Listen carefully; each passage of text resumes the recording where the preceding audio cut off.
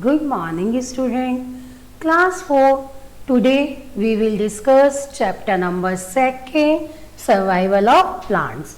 आज हम अपने साइंस का chapter number 2 survival of plants discuss करेंगे, जिसमें लास्ट वीक क्लासेस में मैंने आपको बताया था कि प्लांट्स को उनके हैबिटेट के अनुसार 2 पार्ट्स में डिवाइड किया गया है, aquatic plants and territorial plants. जिसमें मैंने आपको बताया था एक्वेटिक प्लांट्स किसे कहते हैं, जो पानी में ग्रो करते हैं, जो ग्रो ऑन वाटर, जो पानी में ग्रो करते हैं उन्हें एक्वेटिक प्लांट्स कहते हैं, और जो लैंड पर ग्रो करते हैं उन्हें हम टेरिटोरियल प्लांट कहते हैं। अब एक्वेटिक प्लांट्स के भी पार्ट्स बताए थे मैंने आपको 3, और टेरिटोरियल प्लांट्स के भी पार्ट्स मैंने आपको बताए थे 6। तो आज हम एक्वेटिक प्लांट्स के जो पार्ट्स हैं, floating plants, submerge plants, fixed plants, इनके बारे में डिस्कस करेंगे।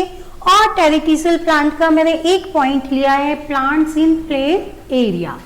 बाकी जो plants in marshy area, plants in coastal area, plants in desert area, plants in grassland area, इन सब के बारे में हम अगले वीडियो में जानेंगे। ठीक है, तो आज हम इन तीनों के बारे में जानेंगे, एक्वेटिक प्लांट्स के तीनों पार्ट्स के बारे में और प्लेन एरिया के बारे में डिस्कस करेंगे।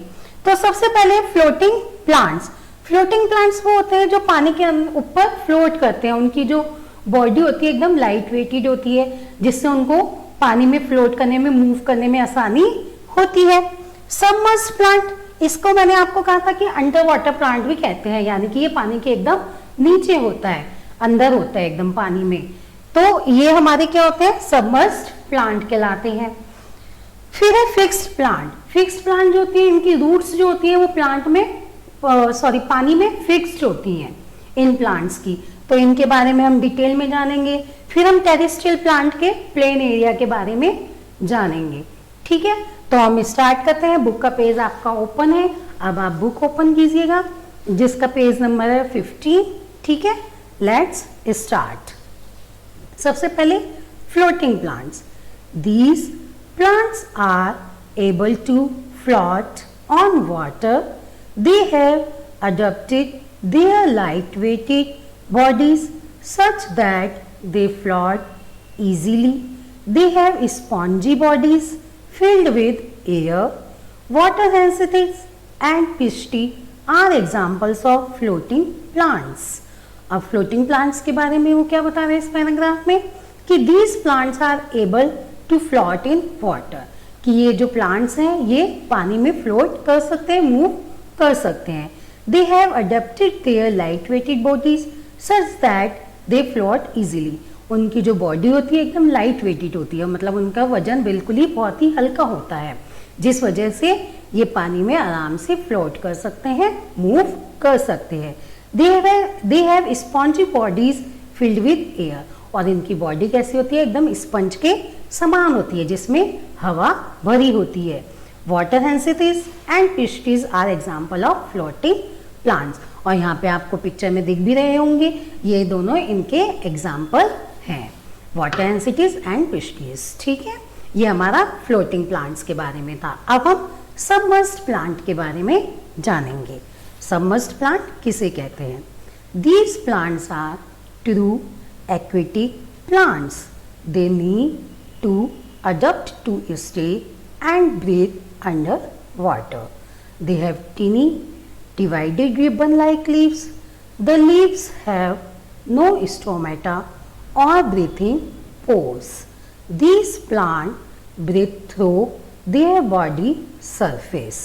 Hydrilla, duckweed and Vallisneria tape grass are examples of submerged plant. अब सबमर्ज्ड प्लांट के बारे में क्या बता रहे हैं, कि these plants are true aquatic plants, कि ये प्लांट जो है वो सच्ची में ही एक्वेटिक प्लांट्स हैं। They need to adapt to stay and breathe under water, और ये कहाँ रहते हैं, पानी के नीचे रहते हैं, एकदम पानी के अंदर रहते हैं, और उनको वहीं पर ही स्टे करते हैं, वहीं रहते हैं और पानी के अंदर ही रहते हैं। They have tiny divided ribbon like leaves, और ये एकदम पतले होते हैं, रिबन की तरह इनकी पत्तियां होती हैं। आप एग्जाम्पल में देख भी रहे होंगे, एकदम पतली और लंबी सी रिबन की तरह पत्तियां हैं।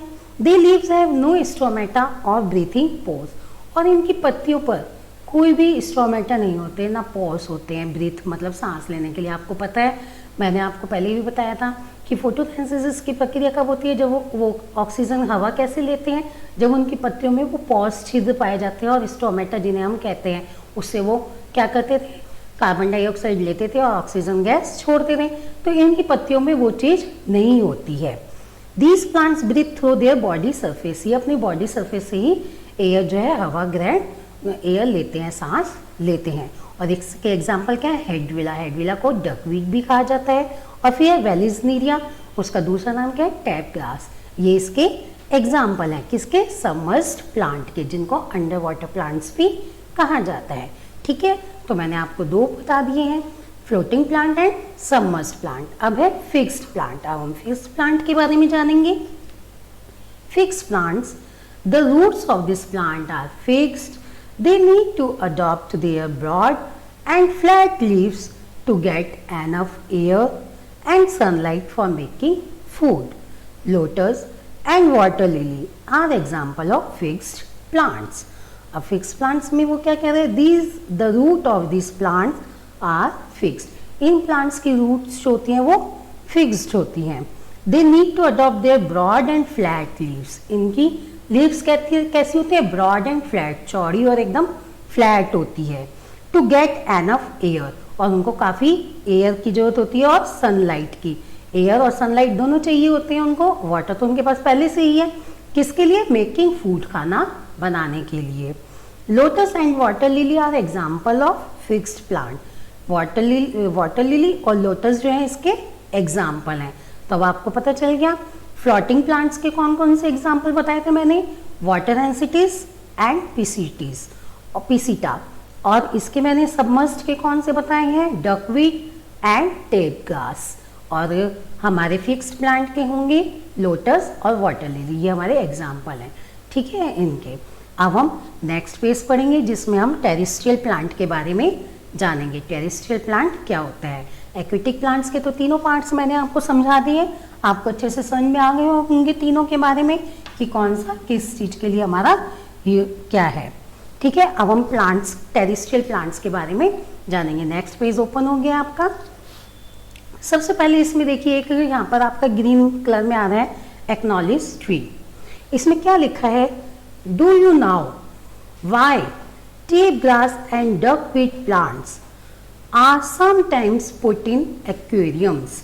एक्वेरियम्स आप जानते हैं क्या होते हैं, जिसमें फिश वगैरह को रखा जाता है। आप कई बार देखते होंगे कि कोई घर में भी लेके आता है, कई बार घरों में भी किसी के लगे हुए होते हैं, एकदम कांच का सा होता है और उसके अंदर फिश होती है, पानी होता है और कुछ प्लांट्स भी लगे होते हैं। और या कहीं आप कहीं और जाते हैं एग्जीबिशंस वगैरह में तो वहाँ भी रखे होते हैं, या किसी बड़े से मॉल या शॉप में जाओ तो आप वहाँ पे एक्वेरियम्स होते हैं।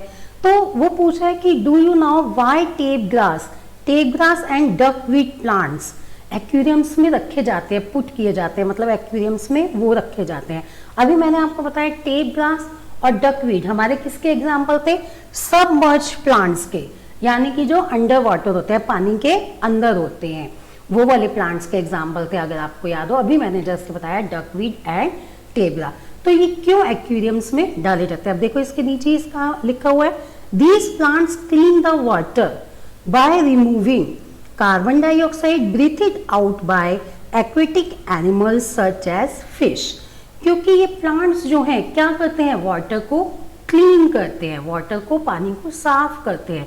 कैसे साफ करते हैं, जो उस एक्वेरियम में जो एक्वेटिक एनिमल्स डाले जाते हैं, यानी कि जो पानी में रहने वाले एनिमल्स होते हैं, बहुत सारे होते हैं वाटर एनिमल्स आपके, तो उसमें से जैसे फिश है, तो फिश क्या करती है, कार्बन डाइऑक्साइड छोड़ेगी, आपको पता ही है, और ऑक्सीजन लेते ही हम लिविंग थिंग्स क्या करते हैं, एनिमल्स और ह्यूमन बीइंग कार्बन डाइऑक्साइड छोड़ते हैं और ऑक्सीजन लेते हैं।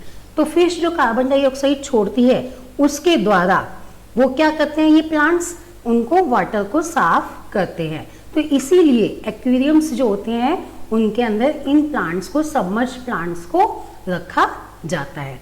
ठीक है, अब हम आते हैं अपने नेक्स्ट टॉपिक, टेरेस्ट्रियल प्लांट, जो मैंने आपको बताया था लैंड में ग्रो करते हैं और इसके कई पार्ट्स होते हैं लैंड में ग्रो करने के। हमारे 5-6 पॉइंट्स हैं जिसमें कि मैं आपको आज एक समझाऊंगी plants in plain area. Plain area कौन सा होता है, यानी कि समतल मैदान, एकदम समतल भूमि जो होती है उस पर हमारा एरिया वो वाला। पढ़ते हैं टेरेस्ट्रियल प्लांट।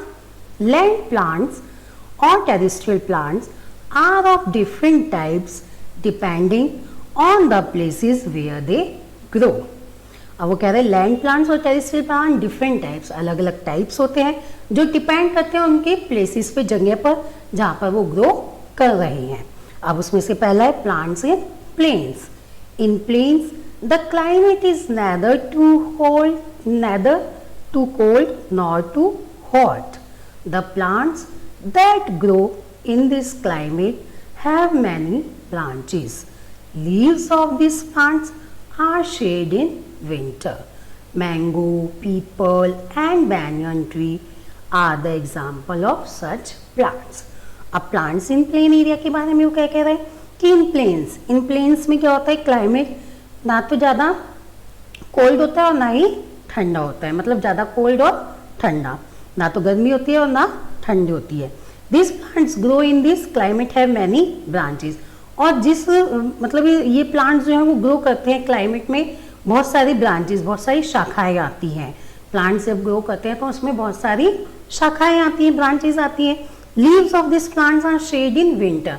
और जो इनकी लीव्स होती है, पत्तियां जो होती है, शेड मीन्स गिरती हैं, कब गिरती है, विंटर में, सर्दियों में पत्तियां सारी झड़ जाती हैं, शेड हो जाती हैं। पीपल, मैंगो, बैनियन ट्रीज जो है इसके एग्जाम्पल है। आपको यहाँ पर पिक्चर भी दिखाई दे रही होगी। तो ये हमारा प्लेन्स एरिया के बारे में था कि यहाँ की जो प्लेन्स एरिया के जो पेड़ है वो ग्रो करते हैं इस क्लाइमेट में, और ब्रांचेस जो है वो बहुत सारी होती हैं, और जो लीव्स हैं वो शेड कब करती है, विंटर्स में करती हैं।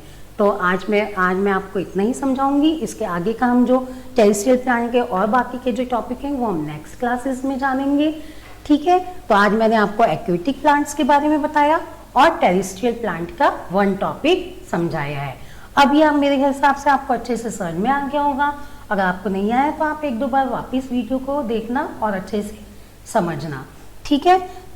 और इसके साथ मैं आपको कुछ वर्क भेजूंगी जो आपको नोटबुक में नोट करना है। Okay, thank you.